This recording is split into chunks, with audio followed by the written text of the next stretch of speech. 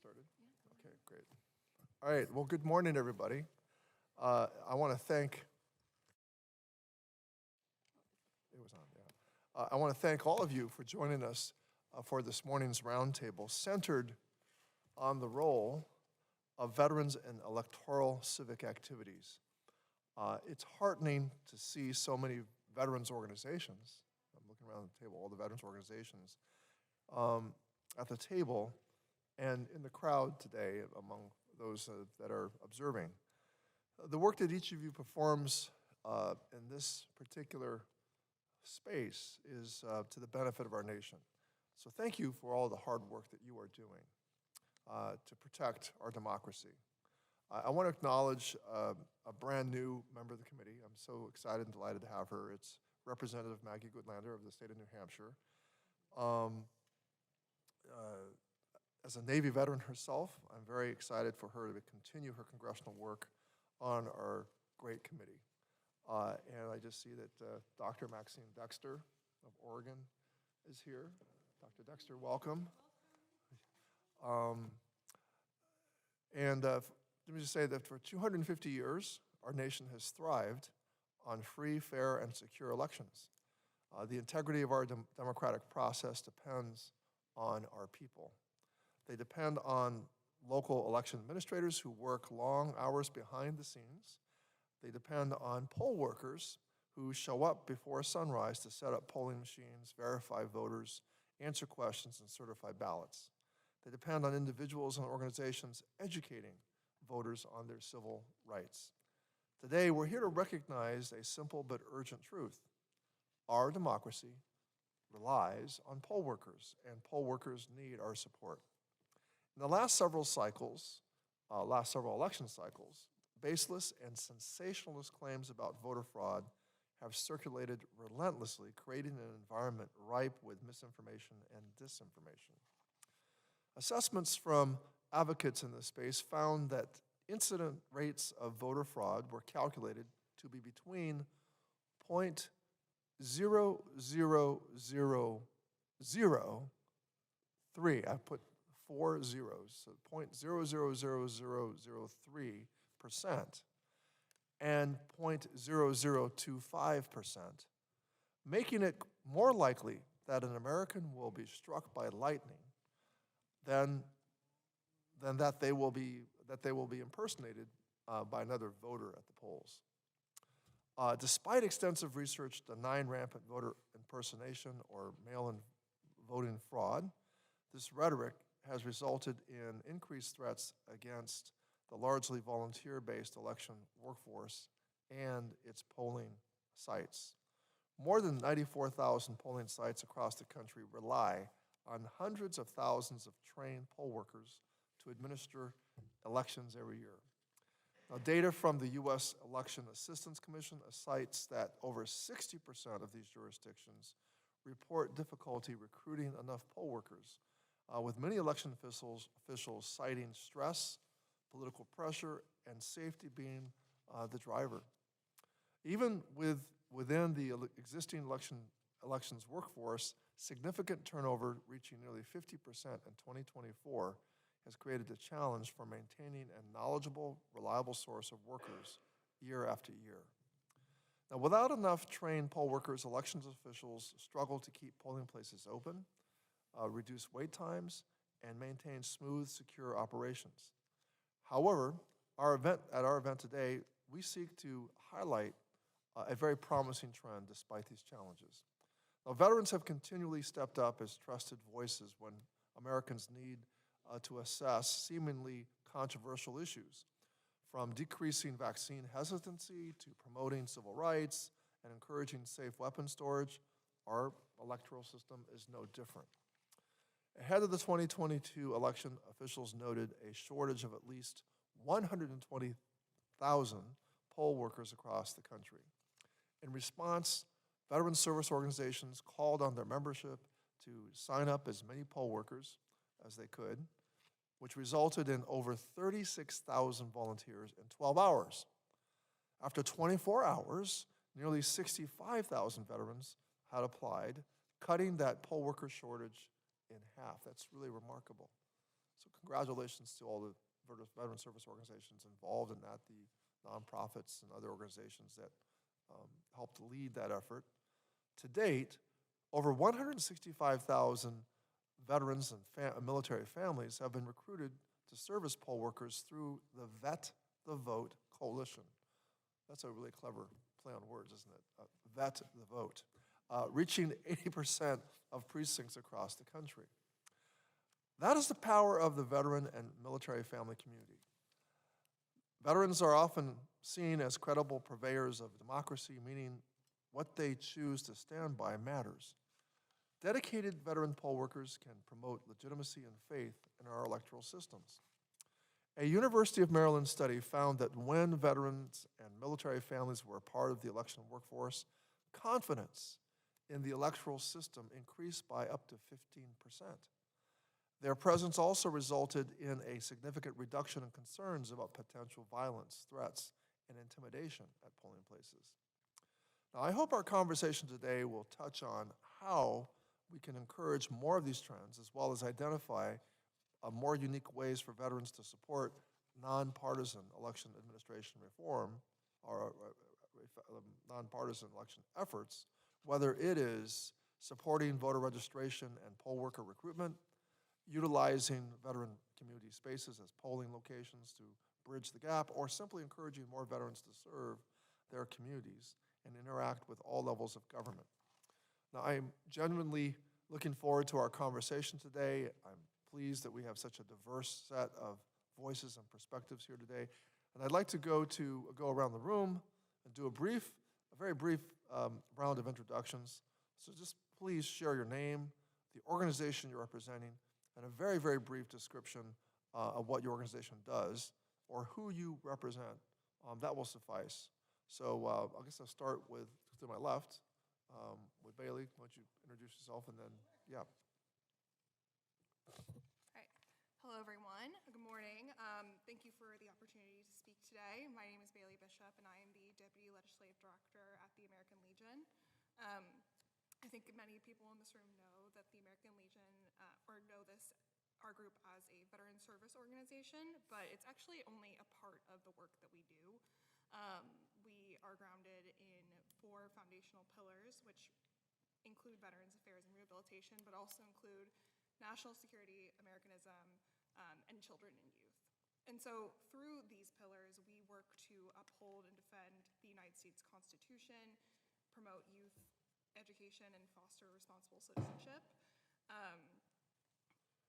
At a time where our country feels deeply divided, the American Legion remains committed to strengthening civic participation without telling our members how to vote. Just to be involved is what we want. Above all, we encourage every American to exercise their civic duties because we believe that no one should be a bystander in their own democracy. So thanks. Well, thank you for the conversation. Thank you, Bailey. Jermaine. Thank you, Representative, and good morning, everyone. My name is Jermaine Collins. I'm a U.S. Army veteran and the national team lead organizer with Common Defense. We are the nation's largest grassroots progressive veterans organization. The work that we do is organizing veterans towards civic action. I'll leave it there. Great, thank you, Jermaine. Cameron. Good morning. Thank you so much for having me, and I'm really pleased to be a part of this conversation. My name is Cameron Hickey. I'm the CEO of the National Conference on Citizenship. The National Conference on Citizenship was established in 1953 through an act of Congress to be focused on encouraging active citizenship in the United States. Our organization holds an annual conference where we bring that field together, and over the last 20 years, we've been critically focused on measuring civic health across the country, leveraging census data as well as data from a variety of other sources to try and track the civic health within our individual communities and across demographics. We publish civic health index reports, including one on veteran civic health, which is why I'm glad to be here today. Thank you, Cameron. Alberto. Hi, everybody. Alberto Ramos. I am a Navy veteran, CEO of Veterans for All Voters. We're a community of 10,000 volunteers across all 50 states, including your states, advocating for election reforms that would make our democracy more representative, more participatory, and would hold elected leaders accountable. Thanks for having me. Thank you. Good morning, everyone. My name is Julie Howell. I'm an Associate Legislative Director with Paralyzed Veterans of America. This year we celebrate our 80th anniversary. And last week we wrapped up, or 2 weeks ago, we wrapped up our advocacy legislation seminar where about 115 of our members from across the country came out to advocate on Capitol Hill. We have 33 chapters across the country. Each of them has an advocacy representative as part of their charter. So we kind of rely on our local chapters to foster the civic engagement federally and locally. Nationally, we host webinars based on voting, encouraging folks to understand their civil rights protections when it comes to accessible voting, and making sure that Congress and others understand that just because someone may live with a disability, it doesn't mean that they are forced to vote by mail. They should be able to engage in all actions in a civic manner, just like any other able-bodied person. I am joined by my good counterpart here. Good morning, everyone. My name is Antonia Hollins. I am an advocacy attorney at Paralyzed Veterans of America. Julie did a great job describing us. One thing I would like to add is that it is very important at PVA that we advocate for the civil rights and opportunities for our members to maximize their independence. Thank you. Is it Antonia? Antonia. Yes. Yes. Antonia, that's how you say it, Antonia. Got it. Grace. I'm Grace Kleinfelter. Thanks for having me. I'm with the Elections Project. Can you just pull the microphone I way sure closer? can. How's that? Yeah, Closer. these microphones are tricky. Closer. Just pull it right to you like this. How's that? Yeah, I got Perfect. to set by example. Yeah. Thanks for having me. I'm Grace Kleinfelter. I'm with the Elections Project at the Bipartisan Policy Center. BPC brings leaders from both parties together to craft solutions that deliver lasting results for all Americans. And at the Elections Project, we work with state and local election officials around the country to craft durable bipartisan policy solutions to improve election administration. Thank you, Grace. Hello, I'm Ellen Gustafson. I'm sorry I was a little late. In my civic life as a Navy spouse, I'm also the co-chair of my community pool swim team for my 3 kids. We had a bagel and photography morning, so I'm sorry I'm late. I'm also the co-founder and executive director of We the Veterans and Military Families. We are proud to be the organizers of the Vet the Vote Coalition, and we're proud to report that this year our goal to celebrate America's 250th is 250,000 veteran and military family members counted as poll workers. We're also this year's publisher of the Veteran Civic Health Index, and we partner with the University of Maryland on that study of how poll workers make such a positive influence, veteran poll workers especially, on America's trust in our system. We work across different areas to address threats to our self-government using the strengths of the veteran and military family community. Thanks. Thank you, Ellen. Thank you so much for having us all here together. It is great to see so many people. See you. Kai Hunter, I'm the CEO of Iraq and Afghanistan Veterans of America. We represent the post 9/11 generation of veterans. And for at least the past decade, equity and civic participation has been one of the key policy priorities that we've looked at. And really that comes from the understanding and belief that when we have strong, robust democracies where people can participate, it results in better equity for all, which means the ability of all citizens to participate in all aspects of civic life. So in addition to partnering with a lot of the great initiatives here, it's a lot of work to strengthen laws and protections for our elections, as well as participation for all people regardless of their race, gender identity, or sexual orientation in the civic process. Mike?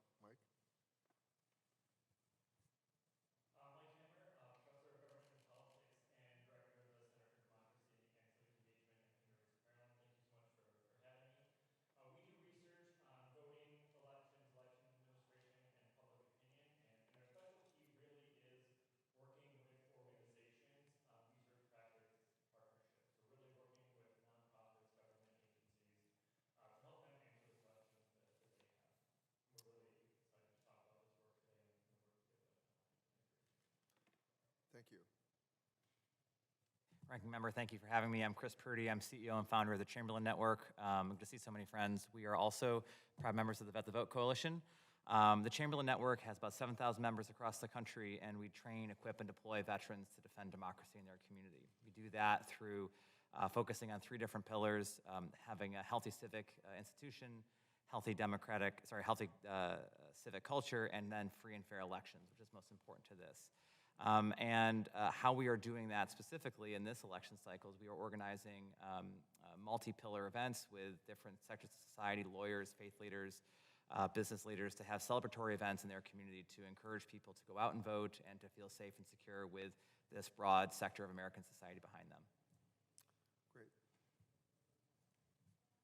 Ranking Member, members of the committee, good morning. Thank you for convening this roundtable. It's an honor to be here with you and with all these amazing organizations. My name is Zach West. I'm National Security Counsel at Protect Democracy, a nonpartisan, nonprofit organization dedicated to defending our democracy and stopping authoritarianism. Relevant to this context, our efforts in the national security portfolio have been focused on keeping veterans' voices on the field and advocating for the nonpartisan character of the military focused on its traditional mission. And so part of that effort has included litigation with amicus briefs where we've represented former service secretaries, four-star generals, and everybody in between, talking about issues like domestic deployments of the National Guard, military and absentee voting, use of military lawyers in cases against civilians with no military nexus, and other issues. We view it as critical in support of all the great organizations here to keep veteran voices on the field and to protect them and their First Amendment rights, especially in this time when there has been a chilling effect. Thank you. Thank you. Thank you very much. I'm seeing very familiar faces. Great to see those familiar faces here. And some new voices at the table. I apologize for those of you who heard me say this in previous roundtables, but I like to cover my bases. So, as I noted, our conversations should be just that, a conversation. I encourage our participants and our members to jump into discussion when you feel moved, and when you feel moved, what you should do is turn your nameplate vertically. My staff will record your interest. Once you're recognized, please return your nameplate back to its normal, well, it's not the normal upright position, like a plane, right? So it's normal horizontal position. To kick us off, I'll turn this over to Grace Kleinfelter, a research analyst from the Bipartisan Policy Center's Election Project, or otherwise known as the BPC, to provide an on-the-ground insight, or the insights from the election workforce. I really appreciate your being here today, Grace, and you're recognized first. Thank you. Appreciate the invitation. So BPC, the Elections Project, works a lot with election administrators around the country, and we work a lot on issues related to the election workforce. So I appreciate this opportunity to share a sense of how the election workforce is doing. So the election administration workforce, which includes state and local election officials, their staff, and poll workers on the ground running elections, that workforce is under pressure. As Ranking Member Takano noted, 2024 saw the highest recorded rate of turnover in at least the past quarter century among local election officials. 41% of election officials administering the presidential election in 2024 were doing so for the first time. That's a 13 percentage point increase from the 28% turnover rate that we saw in 2004. There's a lot of speculation about what might be contributing to this rising turnover. We know threats and harassment play a role. An unsafe work environment is a big consideration for election officials when they choose to leave their office. We know that the roles of election officials are increasingly complex and demanding across the board. Technology changes, policy reforms, changes in voter behavior, all of this means more work falling on the same people. Recruitment challenges and the underfunding of elections mean that existing staff face increasing workloads with little opportunity for the offices to actually expand their teams. And not to mention the psychological toll of being in the spotlight and being desperately afraid to make a mistake. Finally, we know that election administrators just tend to be older than other public administrators, so we have this group of officials reaching or even past retirement age who, facing heightened demands and scrutiny, unsurprisingly, might consider retiring before they otherwise would. We also know that election officials have long struggled to recruit poll workers. In 2024, about half of jurisdictions reported that it was either very or somewhat difficult to obtain a sufficient number of poll workers. This is a slight decrease from 2020, and a lot of that is thanks to the good work being done in this room, and that's really encouraging. But we know that the same pressures that contribute to turnover in election officials, the threats and harassment, the policy change, the underfunding, the aging workforce, continue to make poll worker recruitment difficult. Election workforce pressures have roots in both longstanding and contemporary challenges. Election administration is chronically underfunded and underappreciated as the foundation upon which our representative democracy thrives. And pressure on the election workforce demands a unified and comprehensive response that focuses on addressing both the chronic and the emerging roots of the problem. This includes comprehensive compensation levels, training, enhanced security measures to protect against harassment and threats, and consistent, stable levels of funding for election administration. Thank you. Thank you. Anybody else would like to chime in here?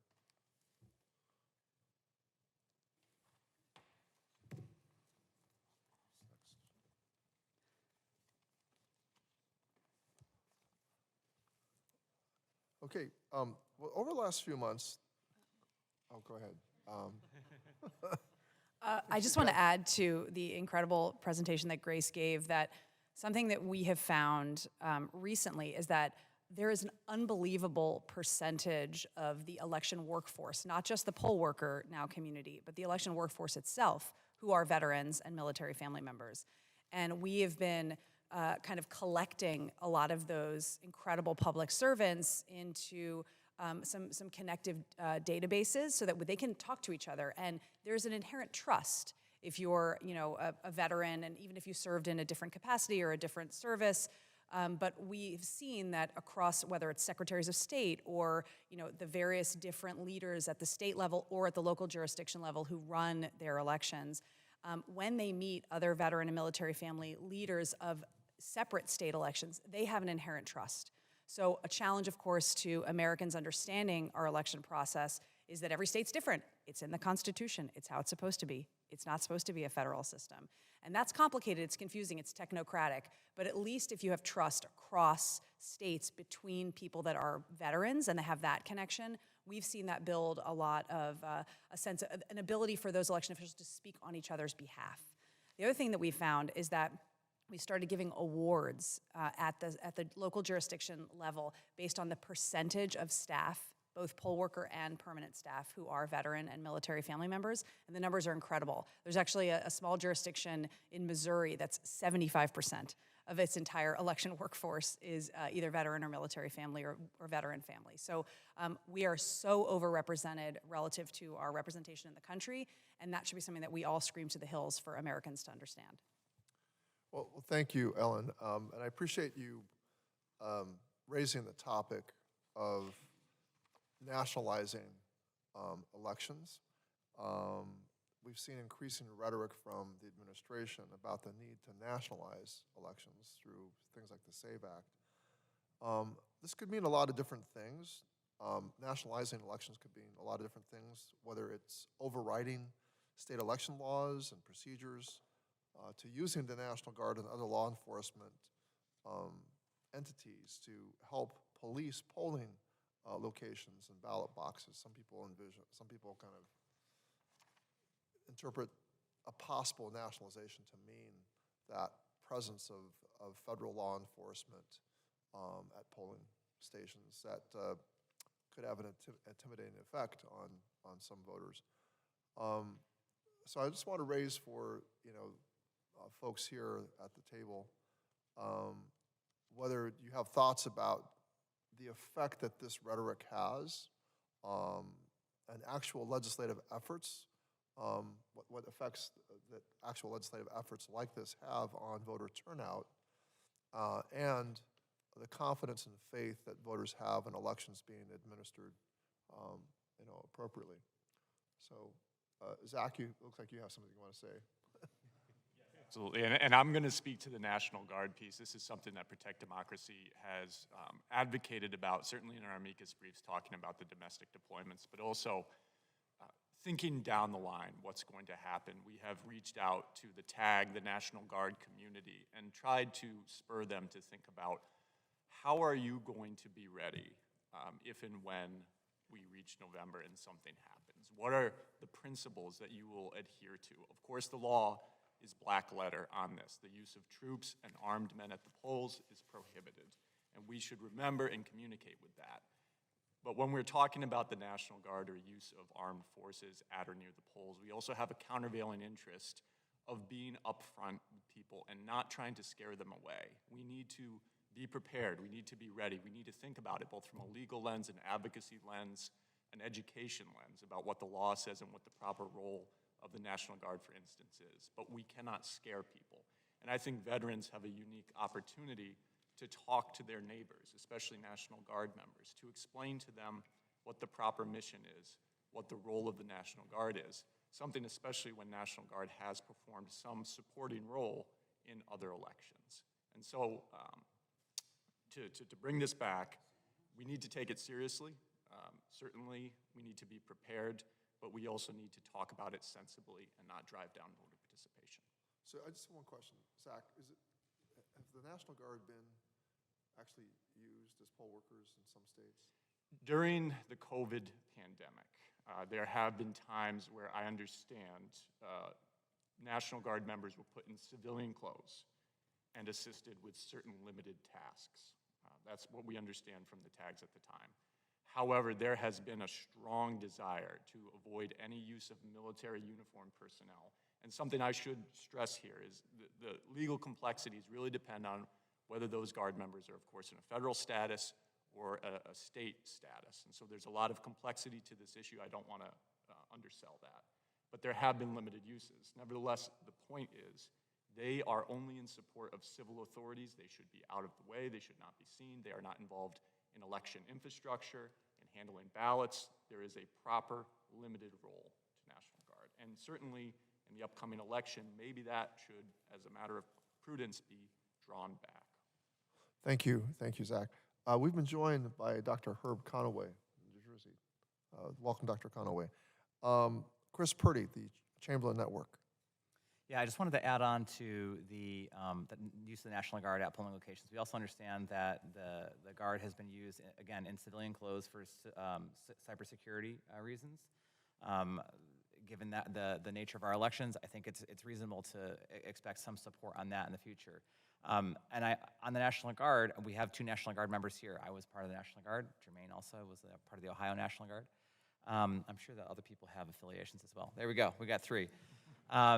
The National Guard is a community-based organization. Now, people kind of roll their eyes at me when I say that, but it really is. These are people who are known in their communities, who are trusted in their communities.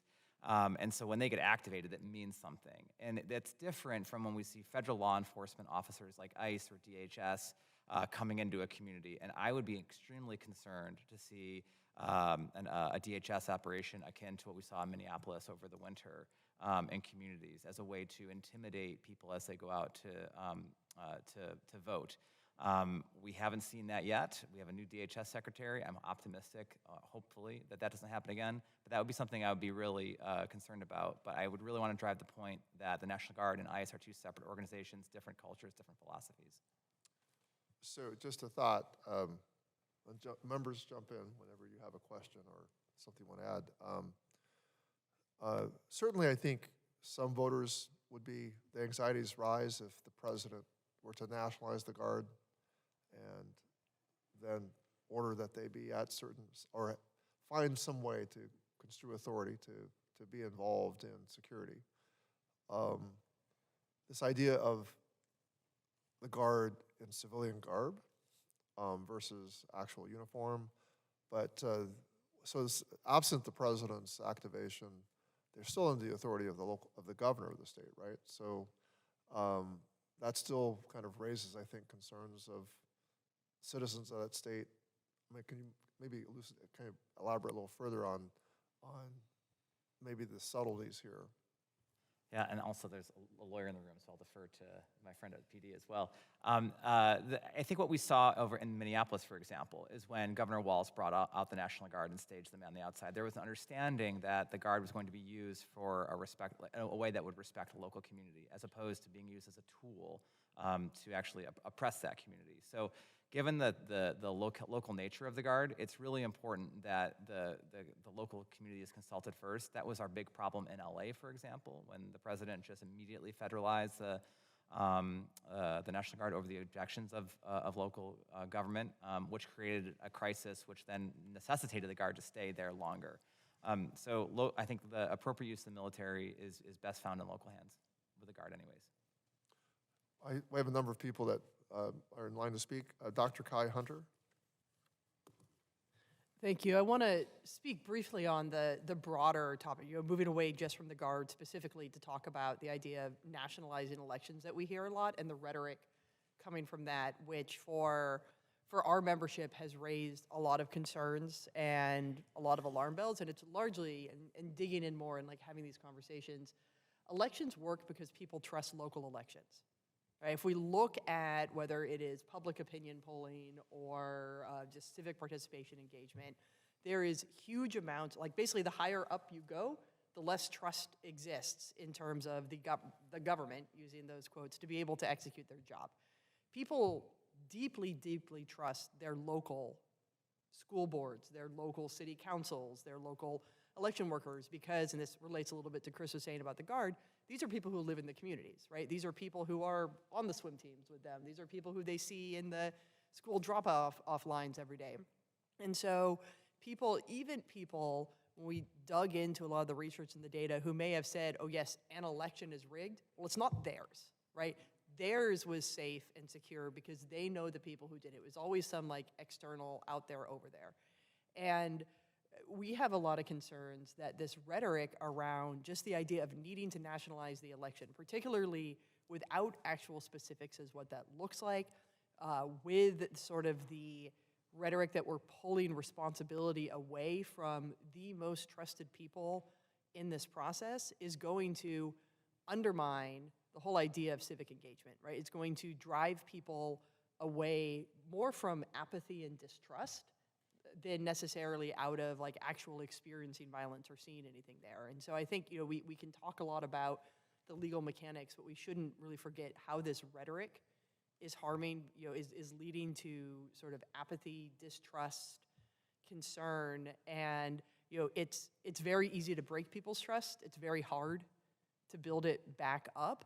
So I think in addition to looking at the sort of legislative policies and legal mechanisms that exist here, we really need to think about how are we talking about the importance of these local election workers, particularly when we see such high turnover and concern from the alarm bells that they're raising. Great, thank you. Alberto Ramos. Yeah, I also want to speak to the broader picture and the broader question about federalizing elections. Ellen said it well. Our system was built by the Founding Fathers to be a federalist system, to allow the states to run the manner in which they hold their elections. Elections in New Hampshire, California, New Jersey, or Nevada, where I'm from, look different because those states are very different. In Nevada, the local election workers have to know how to reach the Latino community in Las Vegas, the rural community out in the northern part of the state, and each of your states has similar challenges that only those local folks will know how to manage.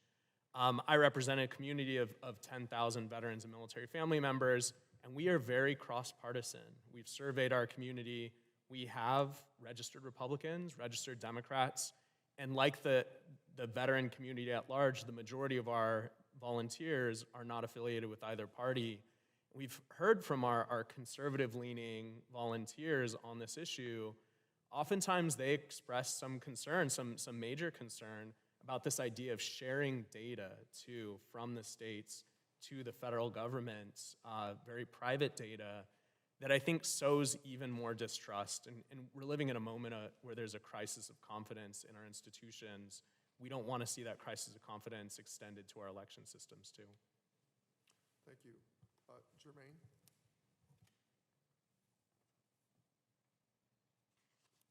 So I wanted to zoom back in on the issue of the National Guard and sort of buttress the points of Chris and Zach. We're 10 months into this National Guard mission here in DC, where we have patrolling National Guard troops on the streets. At this point, I believe the task force is trying to get to 5,000 National Guard members here in the city. And it expects to continue until 2019. And obviously that has a huge impact just on the community here in DC, and it's an issue of trust. I hate to speak anecdotally, but I will have to speak anecdotally here, where there's been plenty of community members who have distrust, who are worried about the National Guard here in DC, and they see the National Guard patrolling around polling stations as an inherent, I guess, infringement on elections here. I think the real point that I want to really stick on here is that I understand that there's a clear legal distinction, and I won't speak to anything legally here, but there's clear parameters in which the National Guard and police and other agencies can operate around elections. But I think that point needs to be made very clear to National Guard members themselves. We did have an incident here in DC close to the elections, where it was reported through the community that there were National Guard members hanging out right next to the mail-in ballot drop-off boxes. I believe there are pictures too of National Guard members just kind of leaning against the mail-in ballot boxes. I personally have no reason to believe that that was an attempt to intimidate people or an attempt to infringe on our elections. But the look of that to the community, there's a lot of outrage in the community, there's a lot of concern in the community that those National Guard members are doing that. And when those National Guard members were questioned, hey, how far away from these drop-off boxes are you supposed to be? There was no clear answer from the National Guard members. They seemed to not know. So that's important, that they need to know what the restrictions are. Even just as step one, they need to know what the restrictions are. Thank you. And then Herb and then Maggie. I just, in the wake of the Supreme Court decision with respect to the deployment of National Guard troops in Los Angeles, that ruling, do you believe that that ruling, now, we're dealing with a president who breaks the law all the time, but do you think that ruling was sufficiently broad, plenary, however you, clear, that the kind of deployment that the president utilized in LA, and of course, with this memo, this secret memo that came out that they're developing this quick reaction force to quell possible insurrection. Of course, you want to know what that looks like. That there certainly is a very good reason to have a lot of concern. His lawlessness, the fact that he pushes boundaries all the time. The court decision itself, is it sufficient?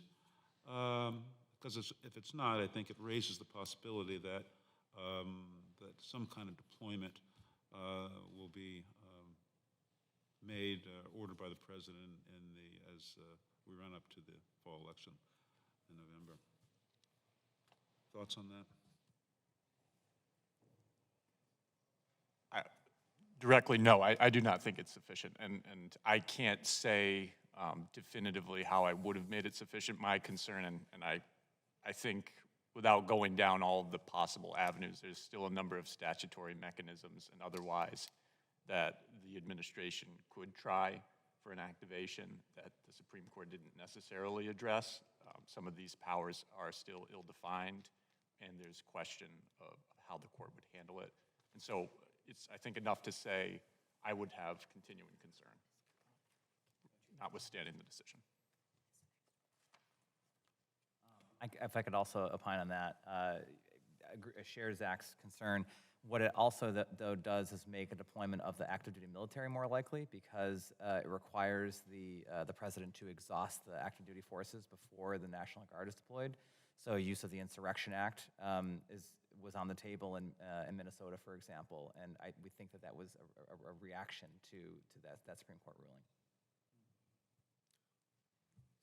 Ms. Goodlander.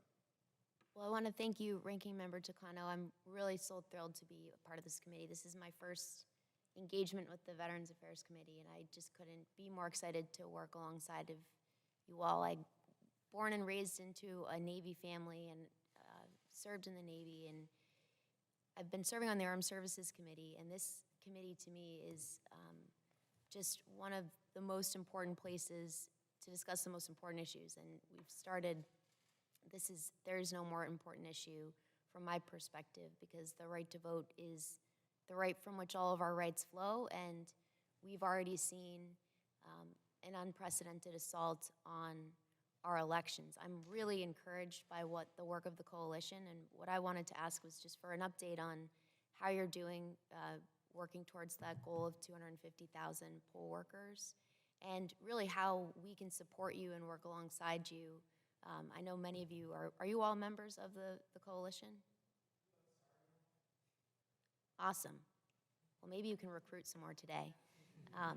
But I would love to hear where you are on that. And on this discussion about domestic deployments of the military and reaffirming the basic rules of the road, you floated this idea that, National Guardsmen, service members aren't hearing enough reinforcement and clarity about what the law actually is. This is something we've been down that road before in the last couple of months, and it's one that I think we've got to keep pursuing. So would really love and welcome collaboration with all of you on that front, but would love to get an update on the coalition. Thank you. Yeah. Well, we're adding new member organizations all the time, which is very exciting. So that the community broadly, the veteran and military family service organizations are just incredibly helpful and supportive. And amazingly, we have gotten our best numbers by being a part of a VA email. And so we always joke that this is the one government email we know people read, because as Representative Takano said, in the first 12 hours after that VA email went out, we got 36,000 signups in our first year of 2022. So success for the government. Way to go, guys. But we're now planning to be in another VA email coming up in a few weeks. And we know that will bring us big numbers. But more importantly, we have taken a different approach in this election cycle, which is, as I was kind of explaining before, to talk to jurisdictions around the country about their existing poll worker base. Because already there are so many veteran spouses and military family members serving as poll workers. We joke that, people always say that poll workers are older ladies, and we're like, well, they're all married to Vietnam vets, so they're our people. And we just haven't counted those folks and being able to tell the story to the broad American public about how many of our community members are continuing to serve. An amazing fact of our current data is that we are, of the 165,000 that we have counted through our existing numbers, we're in 4/5 of every American zip code. And I don't know a broader way to track, a population of people who serve than to show how incredibly, widespread veteran and military family poll workers are. But we are, our goal is to get to every zip code this election cycle and to up the numbers to 250,000 through counting existing poll workers. I know we have around 10,000 counted from some of the work that we've been doing in getting counties to report their percentages. We're not getting names, we're not getting PII, we're just getting their numbers. So that puts us at around 175,000 now, but we know we'll get to 250,000 by the election. And anyone who's listening can sign up at vetthe.vote to serve again. I'll just make a note. Some of you are being way better than those of us here at the dais because we're checking our phones, but you're being good, like good students in a classroom, like not looking at your screens.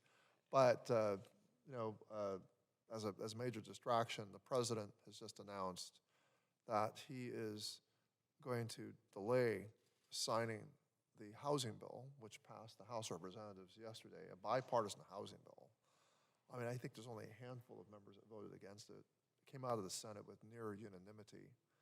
I mean, this is it's very, very rare. Ranking Member Waters recommending to the Democratic caucus to vote for this housing bill until, guess what? Until the SAVE Act is passed. So he's linking the idea of signing this bipartisan housing bill, which nobody thought. I mean, there were a lot of skeptics that thought that this was not going to get through the Congress. He's linking the signing of that bill. I was talking to Maxine earlier this morning about whether or not she was going to go to the signing. I was going to have to go deal with, Maxine. But this is the current situation that we have. It's very relevant to what's going on here. So, Kai, you want to comment? Yeah, I've lots of thoughts, but I think this is, I think this is part of the broader, when we talk about equity in civic participation, I think what we've seen often far too long is, we're seeing it in the veteran community right now, right, where there's attempts to pit one group of veterans against another and say, well, we'll help these folks, but only at the expense of others, right? We can get, good legislation through, but only if we take benefits away from people, or we take housing. We talk about housing, right? Like, we make housing more expensive for certain groups of veterans there. I think this is something that, as part of the broader American civic discourse, we're seeing happen too, of like, sure, we'll help with housing affordability, but only if we make it more difficult for people, like, especially certain groups of people, to be able to vote. So I'd really like to hear, I think, from a lot of folks, ideas how, we know that veterans are often a trusted messenger, trusted group to be able to talk about these things. But particularly, I think things like this, right, actions like this that say we have this great, really, really bipartisan piece of legislation, but we'll only sign it into law if we pass this really bad piece of legislation that hurts a lot of people, right? And it makes Americans more and more disaffected with the political system. It makes it more and more of like, what is even the point, right? If my life's gonna continue to be played politics by people who are sort of nameless, faceless to the average American sitting in the building like this. So as part of this conversations around poll workers, voter accessibility, I'd really be interested in folks' thoughts too on how do we combat some of the apathy? Because what we're seeing, I think, coming, the feelings, and I think the feelings that happens if we look at even the 2024 election, non-voting won the election. People who chose to stay home is what decided the election, not people who actually showed up to the polls, right? We had some of the largest numbers of non-voters in that election, and it was largely because people were like, what's the point, right? My vote isn't going to matter. My voice isn't going to matter. And when you just said that, it made me think again, I can see people sitting at home. I live in the Pacific Northwest. Housing is a issue. Access and affordability is a huge one, right? I can see people sitting at home saying, why should I even go participate if nothing's actually going to get done, right? So I think, how can we also use the respect, the trust in the veteran community to break that apathy, right? To combat the sense of nothing really matters. And along those same lines, because in our notes, of course, we are noting that the president, as he always does in so many different areas, not only dabbles, but he has made an art of misinformation and disinformation with respect to any number of issues. And certainly one of the goals of this regime will be to cast doubt on the validity of our elections process here in the United States, which is the safest election process in the world. And yet, he is calling that process into question, and he will use that, in my view, to perhaps avoid or delay seating new members of Congress. And of course, this is what totalitarian regimes do. I mean, you call into question you the very important institutions that provide for a small L liberal democratic state, or whether it be the courts, whether it be the legislature, whether it be the elections process that forms the legislature, and then, of course, only I can fix it becomes the watchword going forward. Your communication strategy, will it move outside of just recruiting people, or does it? And I'm sorry if I've already missed it, but will it move outside of this question of recruiting people to work at the polls? Very important. You are right. Very high level of trust in poll workers. The system works very well, and they're very committed to their job, and that's one of the saving graces, certainly, in this whole process. But it might be all for naught if the election results are seized by the federal government, or if there's a delay in the polls because we want to make getting a result, because we want to make sure everybody's vote is counted before people actually declare the winner in a seat, and therefore the system must be corrupt even when his own people win at using that very system. And so are you looking outward and beyond the recruitment issue to the counter-messaging against this idea that the American election system is not, and I'll say the best in the world in the way that it functions with a high degree of accuracy and producing a result upon which people can rely? I've got Alberto Ramos. Yeah, thank you. I'll respond, Representative Takano, to your prior question about the SAVE Act, and really double tapping what Kai just said a moment ago.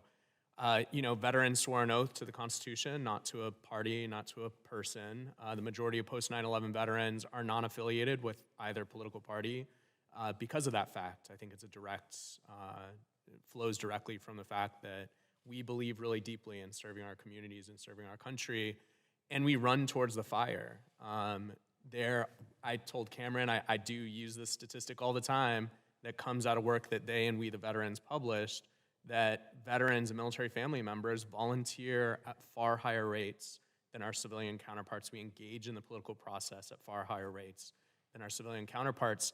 I think Americans are hungry for optimistic solutions. And for me, the SAVE Act is addition by subtraction, maybe. It's taking away rights. It's making it harder to vote. It's not making it easier. It's not making our elections more representative or more participatory. So at Veterans for All Voters, at least, we are advocating for reforms that would make our elections work better, that would make them more representative, more participatory, and would hold elected leaders accountable to the people they're meant to represent. And I think that that's how the veteran community could be really involved in this conversation, is providing those optimistic solutions rather than the negative, sort of partisan, hyper-partisan, polarizing stuff that we see so often these days. Thank you. Ellen? We've got a really exciting anti-apathy and optimistic set of events coming up that we're calling Come Hell or High Water. Because if you think about something as a patriot to be excited about in America, it's how people have run elections through horrible, terrible circumstances. Elections happen every year right at hurricane season. And last year, Western North Carolina ran their elections despite a devastating and deadly hurricane, and Secretary Brinson Bell made it happen.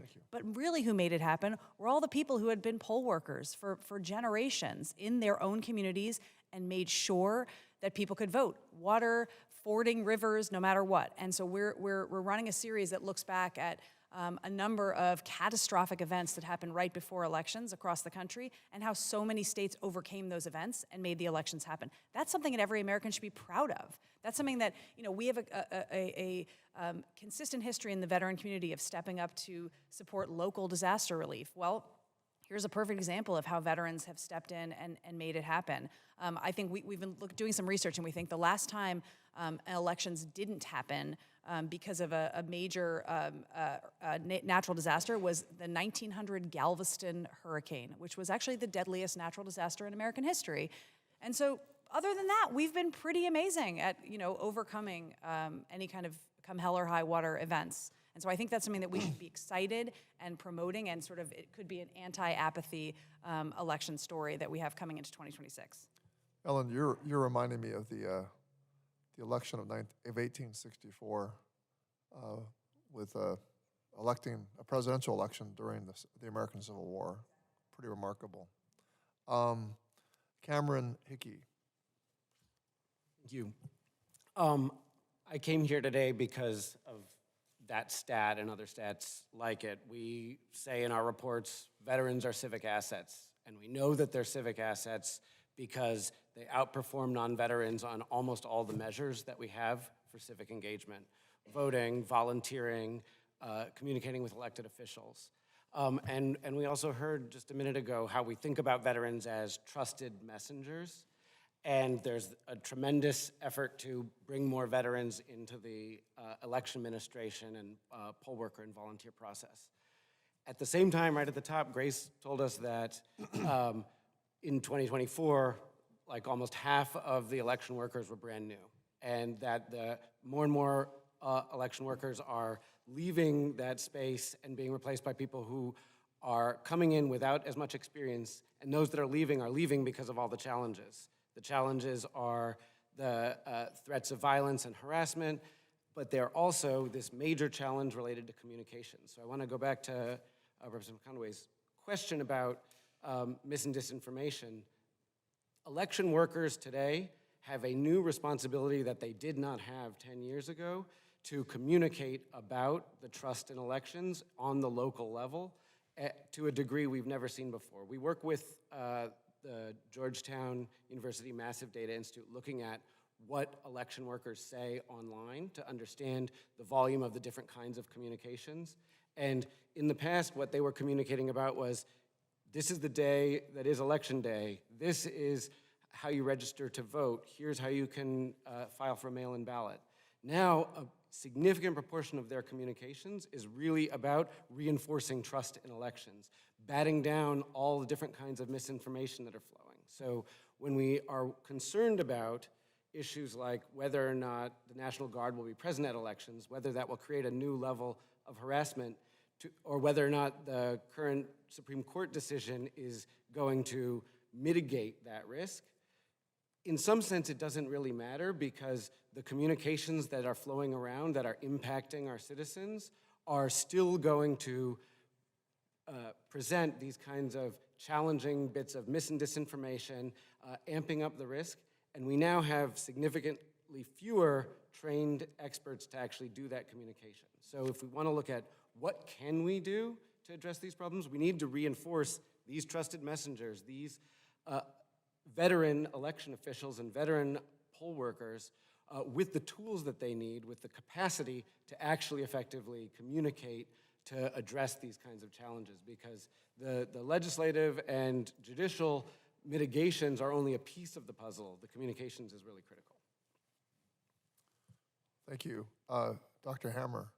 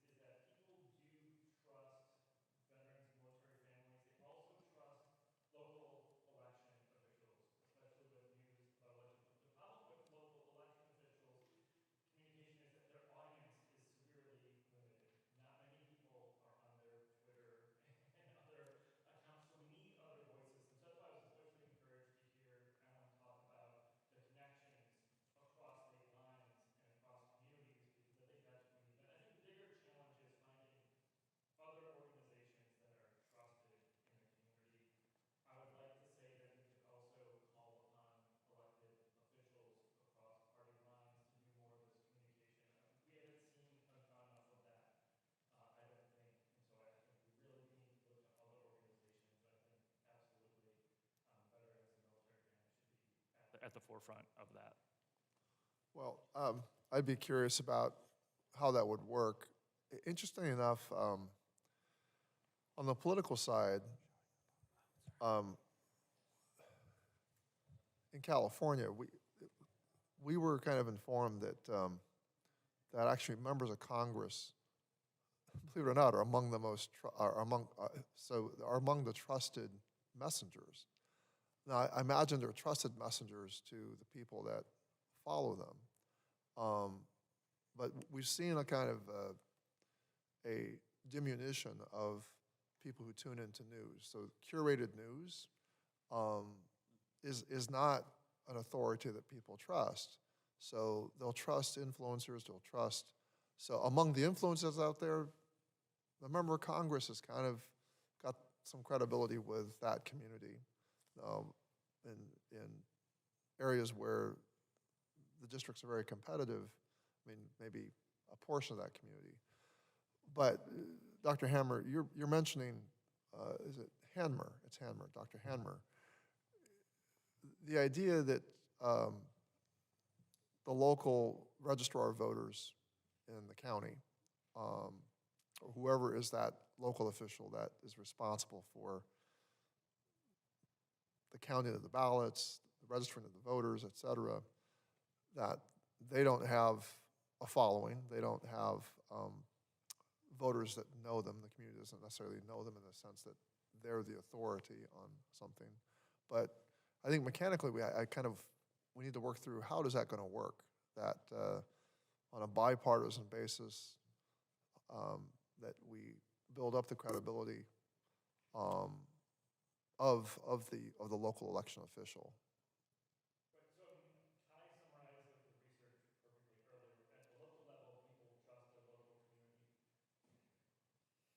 community. At the local level, people trust their local officials. But I think what we need to see more of is communication where people across community lines vouch for election officials in other places. And we need that to not just be the election officials doing that. They're already taxed with a complicated job as it is. I think that's where we need more support from the nonprofit community, more support from frankly, universities and other institutions in society, because those sorts of channels just are broken down right now in a way that, it's too difficult to get the word out, and the lack of trust when you get farther away is really severe. And so people in those other places need to step up and say, yeah, I know the officials over there, they're doing the right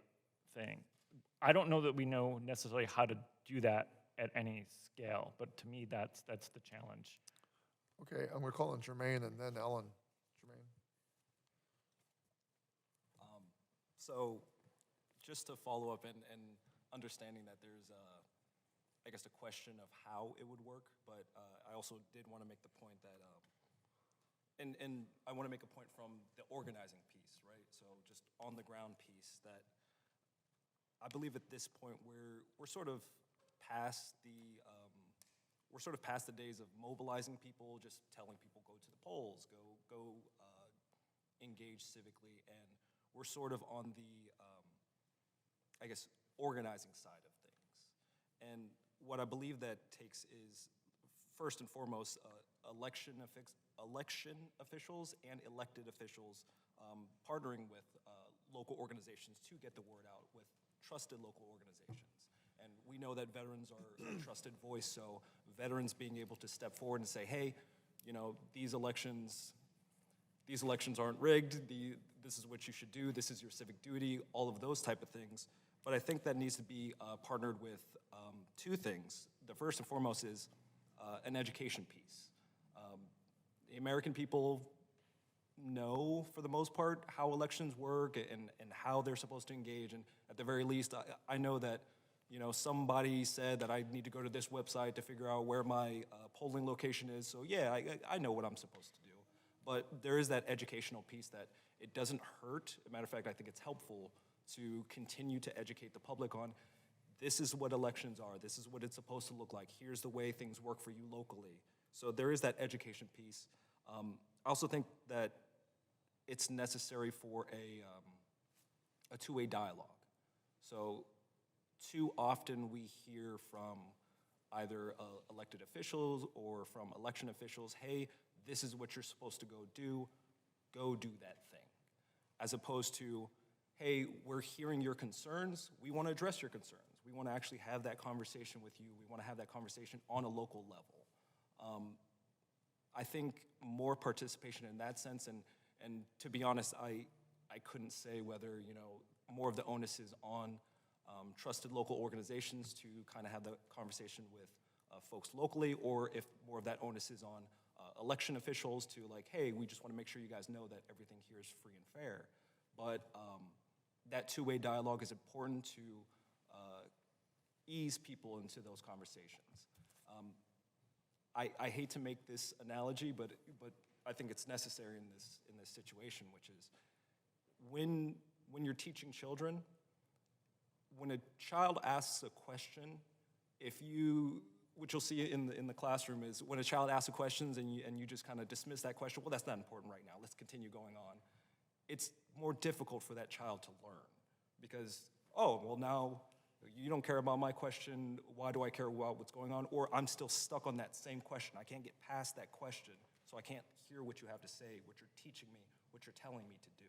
So I think it's important, regardless of what the question is, engage in the question, engage with folks on the local level, and then we can move on to actual elections and civic participation.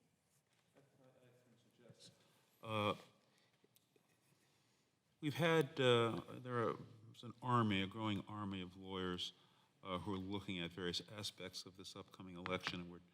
They're going to be deployed across the country because we understand what mission one for the president is, and that is to not have a Congress that changes hand, that then will begin to look at all of the corruption that he's brought to our nation.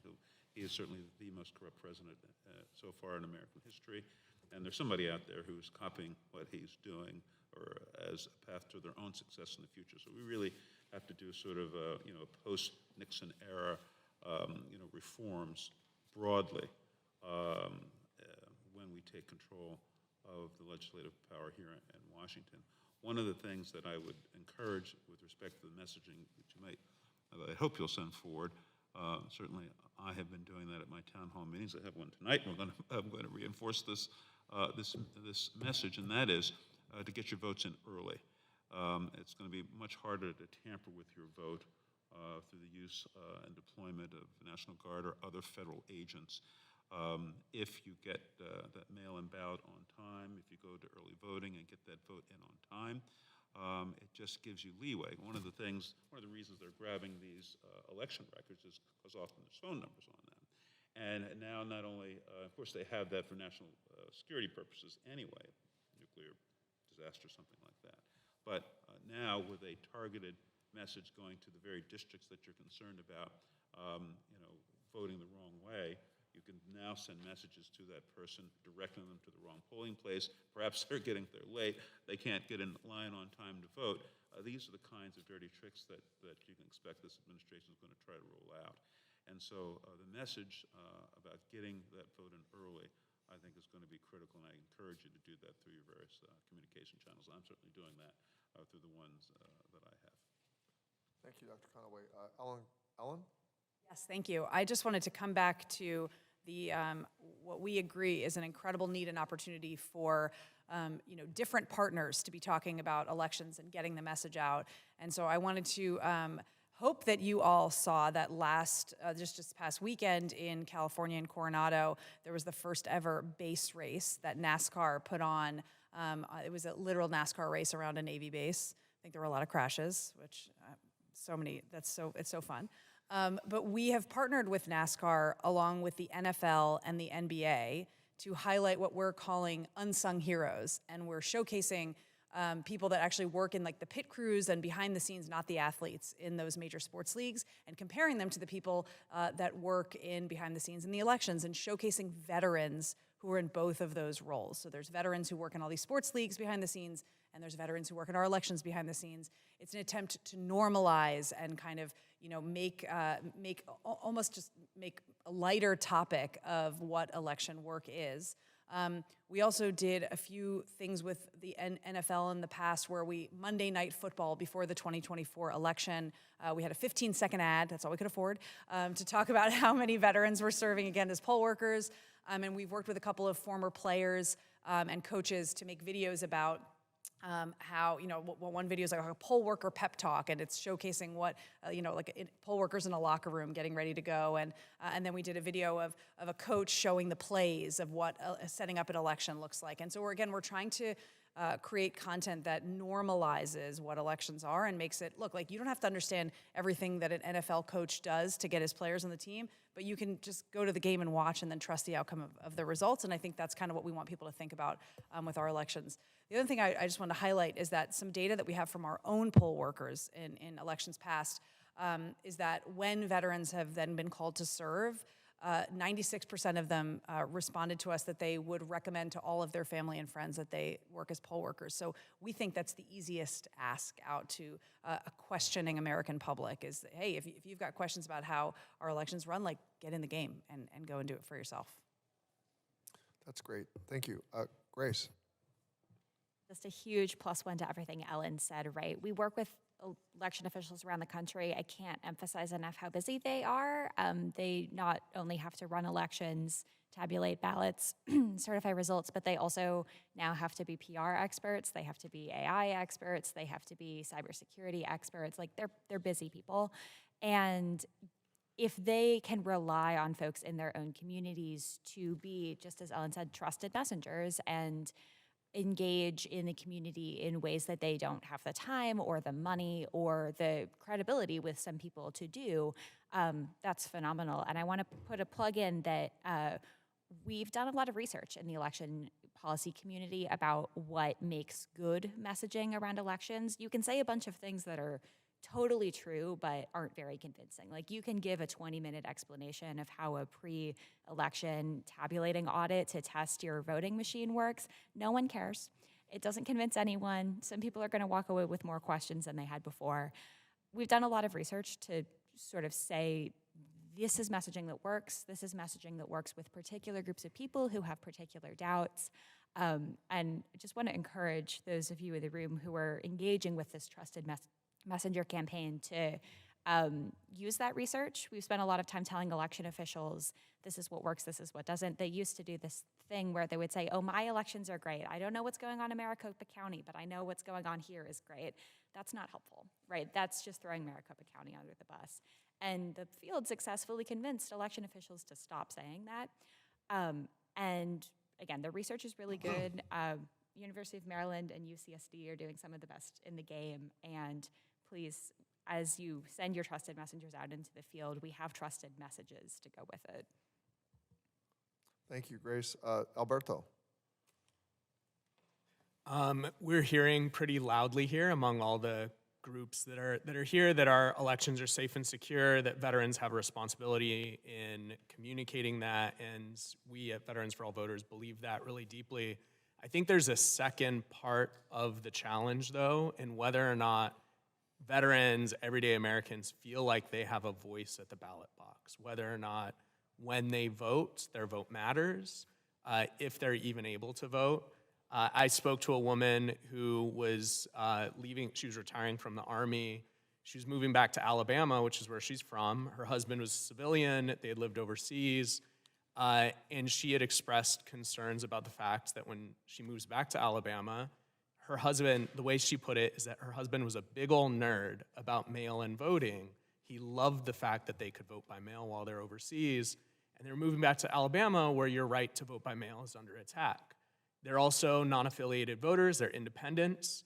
Alabama actually has an open primary system, so they can participate in the primaries, which are the elections that matter most in our country. But Alabama's threatening to close their elections. And then in the post-Calais world, which gutted an important part of the Voting Rights Act, you're seeing so many states racing to the bottom in gerrymandering. All of this results in voter disenfranchisement. And again, as we think, as Kai sort of prompted us to think about the role veterans can play in providing an optimistic vision for what our elections, what our democracy can be, one where you have the right to vote, and that vote matters, your voice matters, is critically important. So yes, our elections are safe and secure. We need to shout that from the mountaintops, and we need to highlight these incredible poll workers. We also need to create systems that work really well for everyday Americans. Thank you. Kai. I just want to two-finger off of this closed primary system and closed election system, because I think for our community in particular, it does result in a lot of apathy. Especially in the younger generation of veterans, most are not. We are now at the fact that the plurality is not affiliated with any political party. And in digging into some of the research, there's multiple reasons why. A lot of people viewed, like, while they are in the military, they could not be political, and they are learning their own political identity now, right? They are actually, for the first time ever, really trying to understand what the parties are, what it means, what's to be part of them. And so coming out of the military, they're not affiliating, because they're like, I want to learn, to engage. I don't want to arbitrarily pick a party before I really engage. And so, but feeling left out of the primary system automatically results in this sense that, well, why should I participate in anything if nobody cares about me at the beginning, right? Like, I don't, and as has been mentioned before, right, as there's becoming more and more polarization, primaries are really becoming the most important elections that we have. And so I think when we're seeing gerrymandering occurring, when we're seeing parts of the Voting Rights Act getting completely gutted, we also, and I think it's also really important, and it's like some of the quiet part that nobody wants to say out loud in this environment right now, the post 9/11 generation of veterans is the most diverse generation of veterans in history. It is the most racially diverse, it is the most gendered diverse that we have, and as those rights are under attack, and specifically saying, you know, those intrinsic attributes about me that made me a better service member are now don't matter into who I am when I'm looking to be elected, that messaging is really tough. So I think also this sense of pushing for more open primaries, pushing for independent participation in the process is going to bring more, especially those that are transitioning right out now, right? Those that are at this transition point, is going to bring them into the process early, and then you have them for a long time, right? So, you know, like once you get someone in, they're like, yes, let's do this more. Let's be a part of this process more. Let's engage more. But in an era where there's more and more barriers put up, we need to think about how we remove those. And so yes, just put another plug for the fact that open primaries are one that we're hearing a lot, as well as something that would actually go a really long way to veterans feeling like they're doing more and more and continuing in their civic duty. Thank you. I'd like to maybe move the conversation a little another direction here. Can you talk about how your organizations engage your membership on issues like poll workers, voter registration, and other pro-democracy efforts? Do you find that your membership is highly engaged in these spaces? How do you involve veterans that are disengaged? And that's kind of going to what Kai was talking about. I hadn't thought about that primary voters, the closed primary states, work against the veteran identity. That, you know, veterans might be registered as neither affiliated with either, but that they are effectively barred from participating in those states in the most important elections. So I hadn't thought about that. So that, I live in a state, I can't remember how it works in California, but we have a top 2 system. So in the top 2 system, the jungle primary, not we call them NPPs, no party preference. Everybody can participate in selecting the top 2. There's discussion about returning back to a sort of closed primary system where you have to kind of decide. I think in Texas, you can go to the primary and just choose the ballot. As long as you're a registered voter, you can just like, even if you're a Democrat, you can vote in the Republican primary. I think that's how it works there.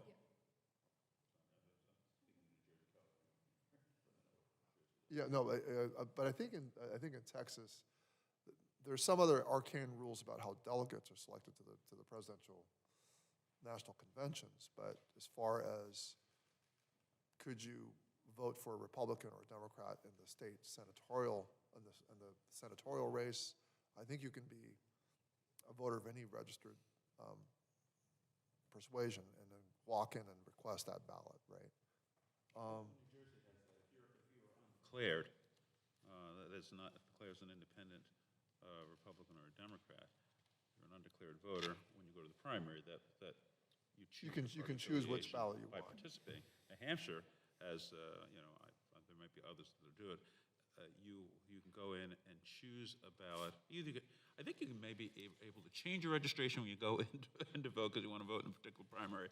Then go right down the hallway and then change it back to your preferred one, which is a very interesting system. I don't know how many people actually do that, but it is. They're very fluid in how you allow participation there. I know one thing that those primaries are going to get very expensive. I mean, because you don't know who the electorate is. When you have a universe of Democrats or Republicans, you can measure what the performance is, how many people you need to reach with your messaging. You can plan a budget around that. More difficult to do that when you don't know who's going to show up, whether it be an election or a general, primary or general. I didn't mean to focus my questions particularly on primary elections in terms of motivating veterans who've been disengaged, but I am curious about this issue about the disengaged population, how you find what motivates your most engaged voters, but like what strategy do you have to motivate the disengaged veteran? So Antonia.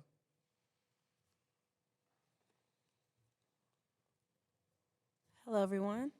So paralyzed veterans and other people with can everyone hear me?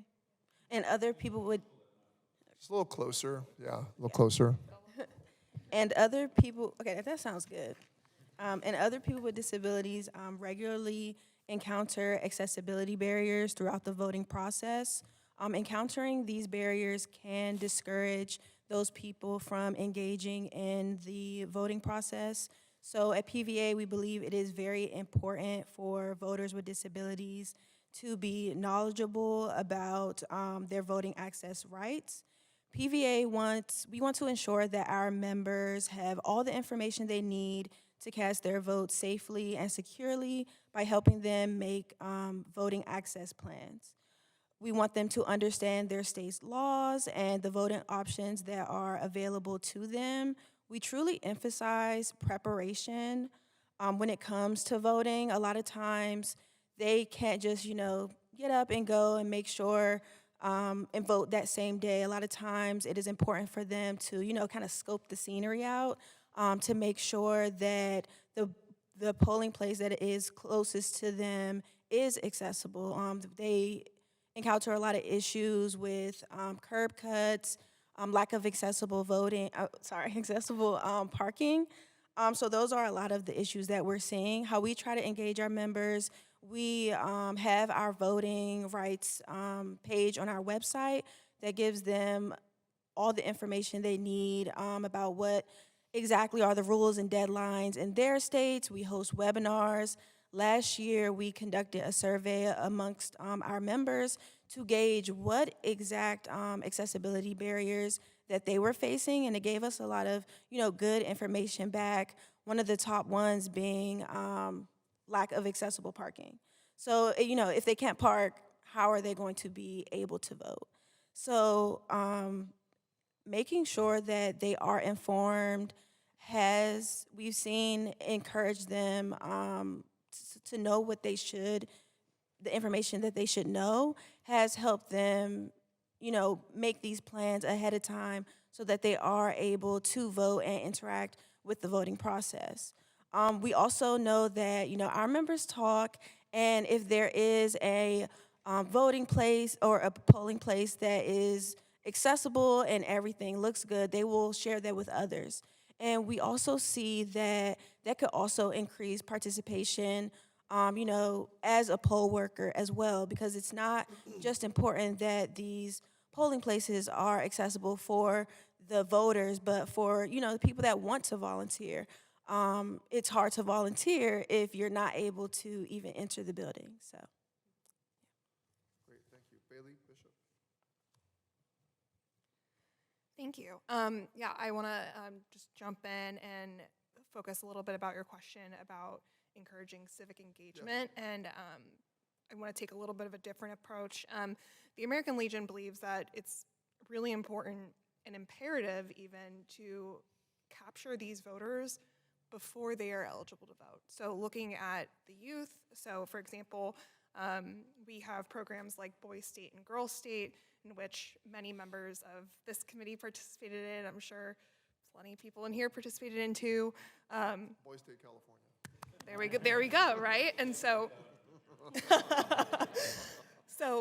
but participating in that, you get an opportunity to, run for Senate, understand how a bill becomes a law, understand how Congress is done, government is done at the local and then the federal level through Boys and Girls Nation.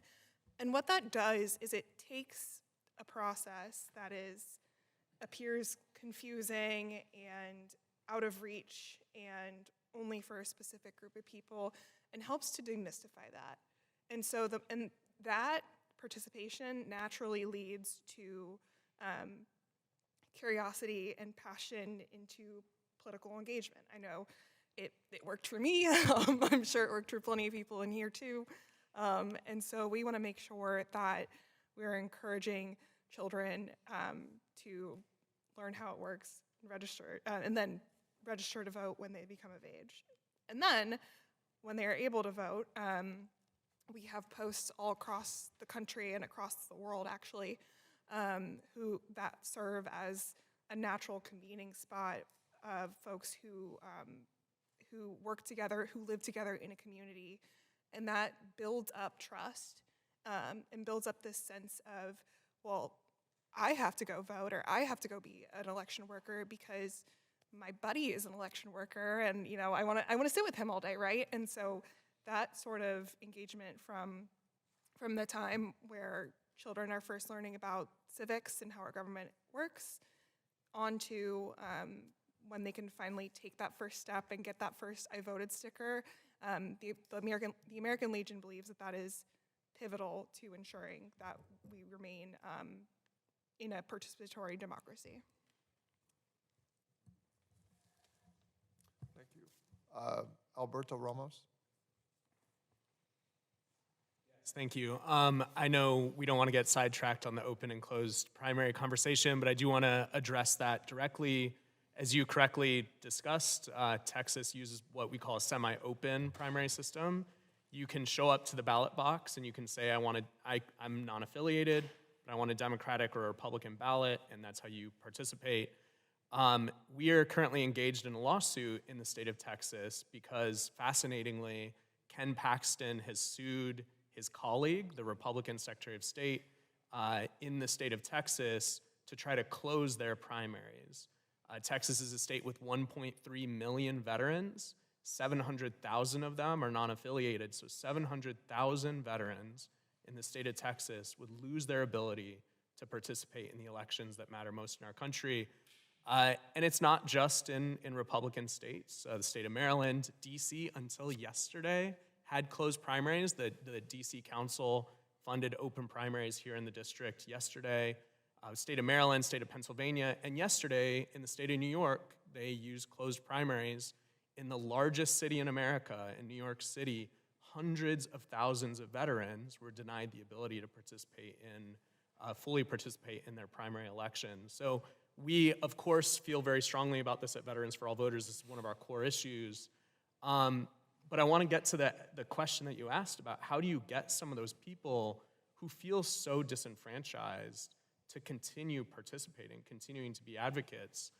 We currently have what we've called the Oath of Office Challenge, asking veterans and military family members to retake the Oath of Office as civilians and just reflect on camera about the first time you took that at MEPS or at one of the service academies, wherever that may have been. Think about what that looks like for you, and then think about what it means to read those words again today.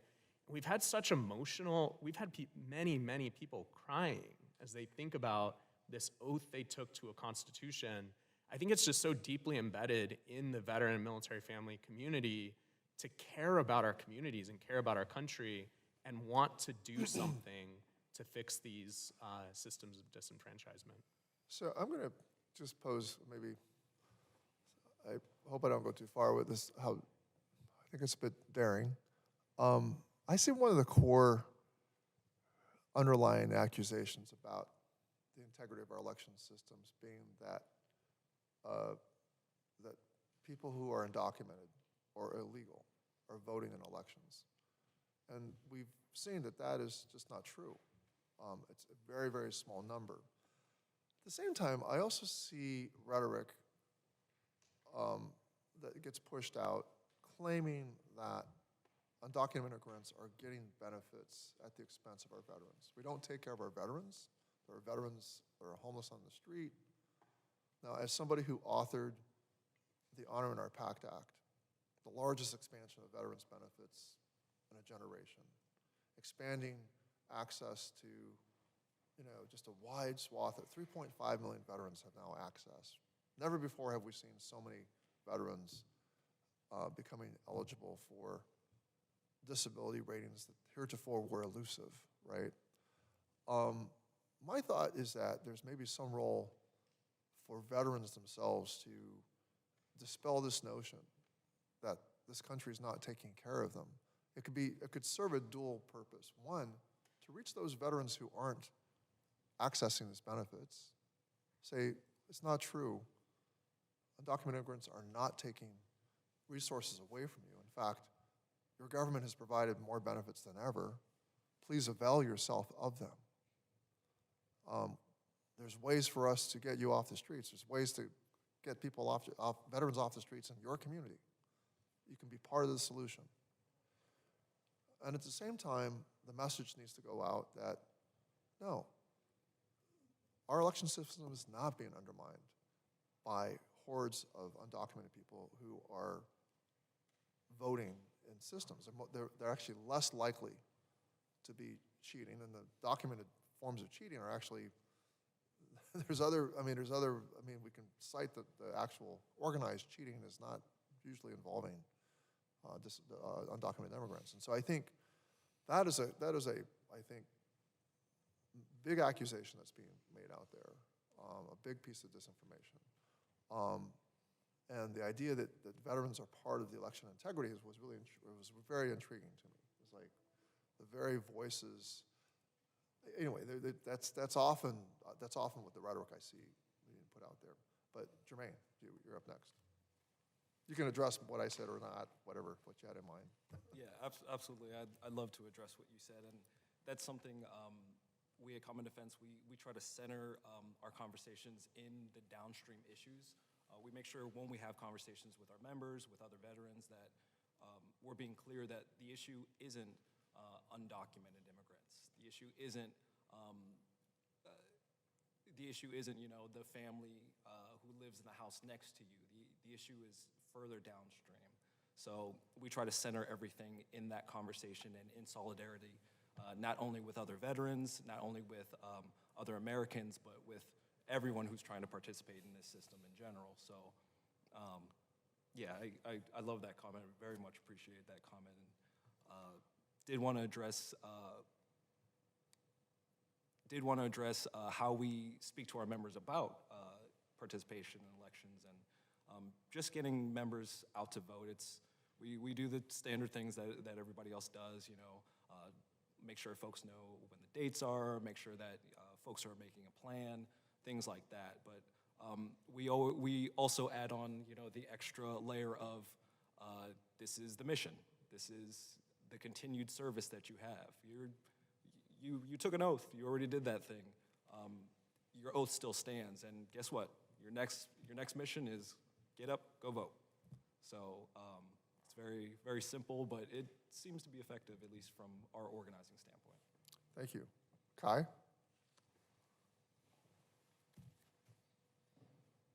Now turn it on. I just wanted to pull, we were talking about the importance of messaging, pull a little bit of data from one of our most recent policy engagement surveys that I think show why this is so important. So of our membership, 94% say they have voted in an election in the past 6 years, right? Which is a big group of anybody there. But I think what's more important than that is almost 75% say they encouraged and brought someone with them who otherwise was not planning to vote from their local community, right? So I think when we talk about getting these tools out, there's this sense that often it's get the registration, get there, but what came out in a lot of the qualitative work was the importance of understanding this to encourage others and to demystify the process. Because if you go into the the threats to democracy part that we ran most recently, nearly 2/3 of our members said that access to polling places was a huge threat to democracy that they're seeing. The next is a purging of voter rolls that they've seen. Over 50% say that there's a purging of voter rolls that is making it harder for people to vote.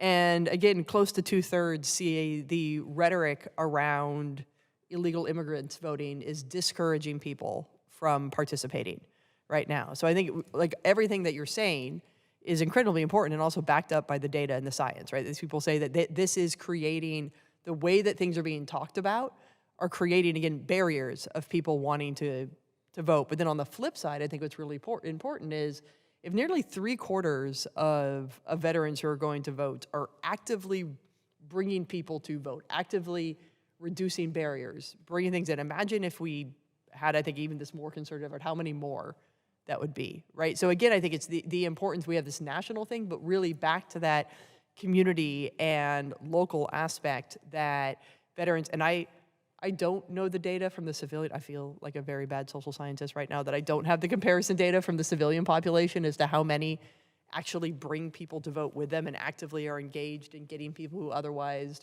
weren't going to vote. But I would imagine it's less than 3/4 of it, and I'm happy to share like our data with you. But I think it's a really important part that it's poll working, but it's also that, hey, I understand that you're feeling anxious, like, let's go together, right? Let's go do this thing. It's almost this like continued sort of buddy check type of thing of like, well, if you're unsure or uncomfortable, we can figure this out together. I can help you demystify the process. So I think being able to better expand that messaging and reach more and more is important just to break down and counter so much of this mis and disinformation, often at the human person-to-person level. Because it's a lot harder, it's easy to buy into these big national narratives. It's a lot harder if we're sitting down and having a conversation, and I'm like, that's not true, just come with me. It's a lot harder for you to say, like, no, it's a bad process. Not you, but like, never. We can go be voting buddies. Ellen? Actually, that's a good tee, and I was going to talk about being a documented voter in America because I think there's so much of a missed point on this. I am an active duty spouse, so I know this is a veteran conversation, but it's a really important message. I'm an active duty, patriotic American spouse who has lived in 2 countries and 2 states and 6 different houses in the past 14 years as an active duty spouse. And that makes my documented voting actually quite challenging. When I moved from Virginia Beach to Northern Virginia as a Navy spouse, I didn't go and get a new driver's license because I still have a Virginia driver's license. And I know that my husband's going to be stationed back in Virginia Beach again. So I didn't want to go get a new driver's license. So when I go vote, I have to bring a couple different pieces of documentation with me to show that, no, I actually am now registered up in Northern Virginia. And I just tell that story because we have to remind Americans what the real experience of voting is, and that military families and veteran families have a lot of the complicated stories about voting that families who never have to move because the government doesn't make them move and live in one house their entire life would never experience. So we are some of those documented challenging voters. Thank you for that. I've got a couple of, I think, stimulating questions to ask here, but you're making me think of one on the spot. What about those military service members who are serving overseas? The Supreme Court is about to make a ruling on whether or not ballots that are received after the election can be counted. Now, in the state of California, we have it so that if the ballot is postmarked on or before Election Day, if it's received 10 days after the election, it can be counted. Now, the president, I think, has intentionally complicated this whole thing by putting in question the postmark. But that's not really the part of my question here. What about those veterans who are voting overseas and are trying to get their ballots to the United States? Maybe some of you have knowledge on the complications that they face in trying to obey their own state election laws. 30 states, including red states, have laws that act as I described. And I don't know that this issue has been sort of connected to that the Supreme Court potentially could disenfranchise, depending on its ruling. It was awfully hard to read the tea leaves on how the justices were asking questions. And I don't know if this arose an oral argument or not, but people want to maybe comment and then have kind of Wait, before the more serious answer, can I give the real answer? Sure. As a military spouse, you never send chocolate to your spouse who is deployed, because you know, no matter where they are, it will never get there in time for the chocolate not to be melted. Got And it. that's the same thing with ballots. Got it. Got it.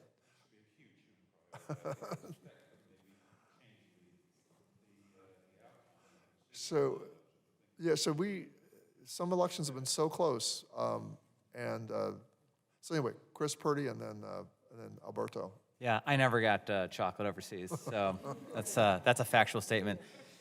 The reality is that overseas ballots are often thrown out at a disproportionately higher rate among the military. It's something like 1 in 5 ballots that are sent overseas and returned will be thrown out because they arrived late. So it really disproportionately affects overseas military ballots. But the Watson decision that's coming down, if it were to eliminate the grace period of early voting by mail, affects the broad American public, not just the veteran community. And so I'd be very concerned if the veteran community overseas had some sort of carve out, excuse me, because my wife voted absentee. We're in Georgia. We were with my parents during this last primary in New York, and she voted absentee, and there was an issue with her ballot, getting it back. And we had to destroy the ballot, get a new one, and we almost missed the deadline. And she applied for her absentee ballot, I think, the day after the general election. So the closest you could get to the deadline. So this absentee ballot deadline does not just affect the military community. It's a huge issue for the broader public. I know Alberto and I are working on some projects together on that. Yeah, Chris and I have been working really closely on exactly this issue. We're expecting the Supreme Court ruling to come down tomorrow, so we'll see kind of what the result is. I was a submarine officer, and I ran the operations on our boat. I decided when we were doing all the stuff, and part of that responsibility included being the voting assistance officer. I would, while we're on top secret mission, I had this giant binder that said every state's voting rules. When you had to declare for a party if you lived in a closed primary state, when you had to request an absentee ballot. And simultaneously, I'd have to think about like, okay, do all this like algebra, all these sailors want to vote in their home states. How can we surface the boat, meet another US Navy ship offshore to deliver all of our mail, including our ballots? We'd bring the ballots down below decks. Everyone would fill them out as quickly as you could, bring it back above decks, and hand it back off to the US Navy ship. And we would try to do this for every single election that we could. And we couldn't always make it work, but it was incredibly complicated. I think the statistic is about 20% of military members who request ballots never even receive them on time to participate. So we see this as a big issue. So I'm kind of curious now to use my privileges as a member of Congress with the Library of Congress to do an inquiry about how the Civil War elections were run. My recollection is that the Union soldiers played a decisive role in re-electing President Lincoln. And the idea that we should be prioritizing policy within our own military to make it less complicated, or to put it as a high priority, that elections are coming up, service members are defending the rights of all Americans, and it's ironic that we're not prioritizing their right to participate in an election. Yeah. And I'm referring back to that really important election of 1864 that re-elected President Lincoln. I think it's kind of a really We have done a little bit of this research. I'd love to see the Library of Congress do it too. But yes, I would love to see that research. And I know that we've had legislation before the House Administration Committee related to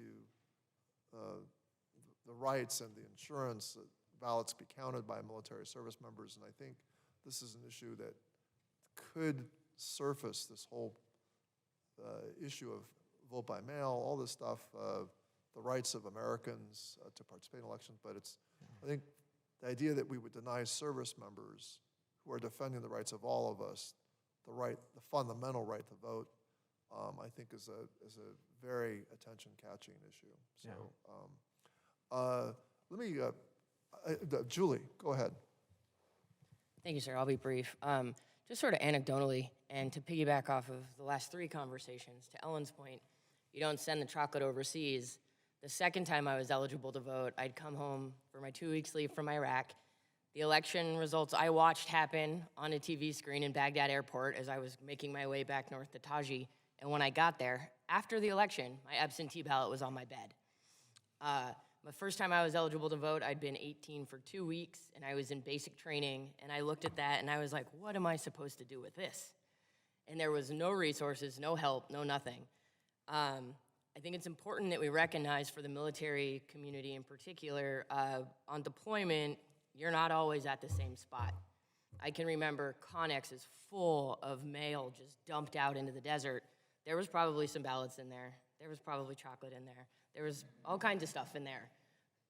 They never found who most of those pieces of mail were supposed to go to. You're not always granted the luxury of sitting at the same base, the same fob, the same location. You can be highly mobile, even today. So it's not just about, like, are they going to get it postmarked in time to get back to their state in time to be counted?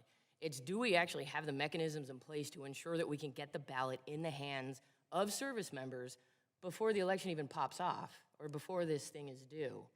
So I think it's important to recognize, as Alberto just amazingly described the logistics of your scenario, and I think everyone at this table would love to see that binder if you still have it. Like, not only do you have state jurisdiction issues, you have mail issues, you have X, Y, and Z, and so when it comes to the civic participation of service members, I know I became completely disillusioned because of my experience with voting while I was serving. And so I then determined not to vote for several years. Am I proud of that? No, I am not. But I was also living abroad on my own. So, like, what happens around voting and access in the military will shape who you are as a voter on the other end. As Ellen said, you leave and you're not affiliated. You're making me think about that very issue, about if you're a young person, 4 or 5 years, or even just 2 years in, and if that's the way the country sort of treats your right to vote, and you're performing some of the highest level of service to our country, that makes you feel like, I don't really count. My voice doesn't count. I'm just meant to be an instrument of whatever. So in my mind, there ought to be, given what the military, what mission it serves to defend the liberties of this country, this particular right, I mean, you give up rights when you, but you don't give up this right. You don't give up this right to have a say-so. So in preparing, so one of the things that that's out there is that schools and churches are beginning to draw back from becoming places where polling stations are held because of the potential of violence, because of the potential of tensions and weapons being sort of introduced into either defending the poll, or you have potential of all this stuff happening. So I want to raise the question about whether or not, if my staff has talked to a few veterans who are advocating for their local VFW or Legion halls to be used as polling places. It could be an interesting fix, as we do see schools and churches and other locations pulling back from being used as safety, due to safety concerns. What are you all thinking about this? What do some of the VSOs think about this? Go ahead. I mean, we're definitely hearing from election officials that finding polling places is getting really challenging because, one, churches and schools understandably don't want to be polling places always, right? There's some genuine security concerns, especially as schools think more carefully about security. There are also, the polling places need to be accessible. This is a particular issue for veterans with disabilities. Like, churches built in the 1850s aren't always the most accessible buildings in the world. And so finding a place that is, somebody will agree to give it to them, it's accessible to voters with disabilities, and it actually is within the precinct in question can be super challenging. And I think a lot of election officials I work with have found great success using VFW buildings and American Legion buildings because they're thinking about voters with disabilities, about veterans with disabilities in a way that a church might not be. There are buildings that welcome the public in a lot of situations for other events. So I think it's a phenomenal idea and also a really good way that veterans communities can help respond to like a growing need while thinking carefully about the needs of their own community. Julie? Schools are public buildings, and this election process is the penultimate public activity. They shouldn't be allowed to withdraw from this space because it will cause, most people know where their public schools are in the community.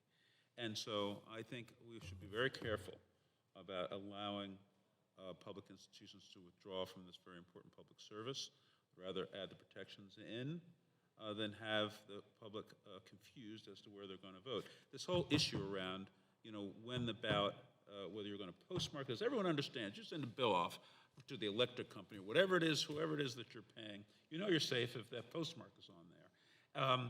And so that's a date certain. You now have to have somebody think about timing when I have to get that ballot in or mail it to ensure that it gets there on time is just no way to run a railroad. And the whole point of that is, and we saw with this last, I can't remember his name now, he's now gone, that that the Trump administration was looking to interfere with the mails, to interfere with the mail in the election, to have ballots just not delivered, to gum up the system so that they could, one, affect the outcome of the election or call the election in or cast it as one that was fraudulent. So I think we need to be very careful. The court's going to make a very momentous decision here to change the way people typically think about what passes muster. In most court cases, on process cases and the like in the legal system, it is a data postmark when you go put your tax return. I can remember sitting in line, outside the post office in that long line to make sure I had a postmark on the day to make sure I didn't have a late fee for a filing, a tax filing. So this is, to me, is typical of the Trump administration, but it's nuts to me that a postmark suddenly can't be used for marking time, and then allowing a corrupt postmaster and various places to simply extinguish a number of votes because they will arrive late. That's it's terrible what they're talking about doing. Got it. Julie Howell. Thank you, sir. I just want to reiterate one point that Grace mentioned. Accessibility is our biggest red flag when it comes to VSOs, be it a Legion Post, a VFW Hall, making sure that they are accessible. Many of these places are historic buildings. I was on the board of our local veteran memorial building in Santa Cruz, California, and in order for our building to be accessible, we had to install an elevator, and we were a small nonprofit that did not have $20,000 sitting around to do an elevator. But because of their historical designation, they fall outside of what would be traditional ADA compliance issues. So I think it's a great idea to get more posts and chapters or whatever veteran properties to be engaged in this. But I also think that we would be naive to not think that it might come with some additional cost due to having to meet the accessibility needs of particularly the most vulnerable veterans that are in those communities. Well, for congressionally chartered VSOs, this may become a justification for making those investments, right? the motivation to make them accessible, but for the furtherance of the purpose of election integrity. I mean, these could be very compelling arguments to make, right? So, Ellen? I was going to say, Dr. Conaway, when I take my kids to vote with me to their public school, I get very emotional about it because it's such a beautiful thing to show them, as you were saying about, introducing kids when they're young to the civic process. But it's also a little emotional because it means they're off school that day. And so I will say, I don't know why. Maybe there's two reasons why I'm a little teary. But the other thing I just wanted to note, and it does fit with some of this broader conversation, which is we have thought a lot about the fact that if it became a norm in the TAPS process and the exit process of the military to offer people to sign up to serve as a poll worker wherever they plan to land, there is a financial benefit to the veteran that, you do get paid for the time that you spend in service as a poll worker, and that could be a really nice way to land in a new community, become civically plugged in, and have an immediate, very small, source of some income. We're always trying to improve the TAP program, the TAP process. And so I'm already seeing the staff we're figuring out which member to give that bill to. All right. Bailey. Sure, thank you. I know we discussed a little bit about integrating, VFW and American Legion posts as polling places. I think one of the beauties of having our posts all over the world is that they are so different and so unique and serve to match the needs of the community in which they are positioned. And so I think that, I don't know, my local posts back home, they have Spaghetti Wednesdays, and you don't have to be a veteran to go. Anyone can go. You can bring your family, you can bring your kids, and that naturally serves as a communal gathering place that is open and accessible to the community.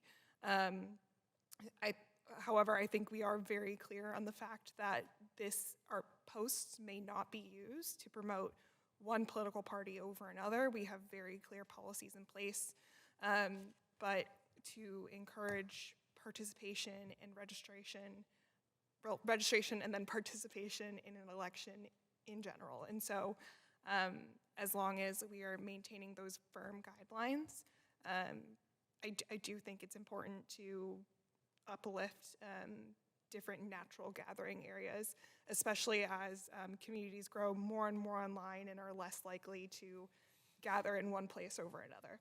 So Bailey, is it the case that, do some of your American Legion halls, have they served as polling places? Or does your policies prevent that or prohibit that? You don't have to answer me now if you don't know. I would have to get back to you on that, Okay. But I'd be happy to dig into that a little bit. Because it seems like an election, if you have, in a primary election, if both parties are, you have to figure, I can understand your sort of nonpartisan requirements. That's admirable. And they're also privately owned businesses, and every state by state, they're run differently. I see. And so it's a very decentralized system that we have as an organization. Got it. Dr. Hamner. I just wanted to quickly reinforce what Ellen said. As part of our research team was one of our great grad students who was a Marine veteran. And he said absolutely he thought he would have benefited tremendously if, as part of his exit process, the elections workforce was part of the conversation. It might have led him in a different place. I'm glad he came to our program, but having that other option might have been something that he really enjoyed. Well, I think this idea of the election workforce bill, we should try to see if we can put that on a fast track. I think that could get some bipartisan traction. As far as the volunteer workforce we have out there, these are great ideas. So I think that and many other ideas here, I will have to go through them all, but the idea that we need to ensure the right of the military to have their votes counted, I think that's It's a very important issue, and will have, I think, consequences on all Americans voting. So, but I want to thank everybody.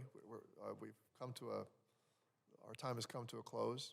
But thank you for taking your time to be with us today, to be here at this roundtable. And I think we have a number of actionable ideas that we can take forward. So thank you very much, and have a great rest of your day.